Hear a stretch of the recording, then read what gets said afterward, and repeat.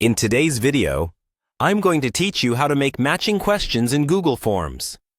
By the end of this walkthrough, you'll know exactly how to set up a clean, easy-to-grade matching activity using the tools already built into Google Forms. Let's start from the very beginning. First, open your browser and go to Google Forms. You can get there by searching for Google Forms or by opening it from your Google Drive.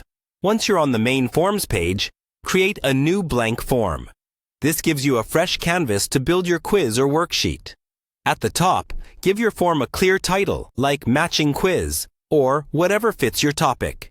You can also add a short description beneath the title explaining what students need to do. For example, match each term on the left with the correct definition on the right. Now, we're going to create the actual matching question. Click on the first question field where it says Untitled Question. Type in your instructions, such as, match the items in column A with the correct options in column B.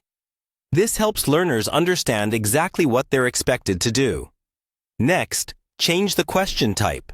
Matching questions work best using the multiple choice grid, or checkbox grid format, depending on whether you want to allow only one answer per row or multiple correct matches. For a standard one-to-one matching activity, choose Multiple Choice Grid. This gives you rows and columns, which is perfect for matching. In the rows, type the items you want students to match. These could be vocabulary words, dates, concepts, or questions. Each row is one item that needs a match. In the columns, type the possible matches, such as definitions, events, or answers. These will appear across the top as options for every row. To make sure students answer every part, toggle on the option that requires a response in each row.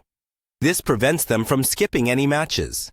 If you're using this as a quiz, switch your form to quiz mode in the settings, then assign an answer key to each row by selecting the correct column for that row and adding point values. Before sharing, use the preview button to see exactly what the matching question looks like from the student's perspective. If everything looks good, you can send the form via link, email, or embed it on a website. That's all you need to create a clear, effective matching question in Google Forms.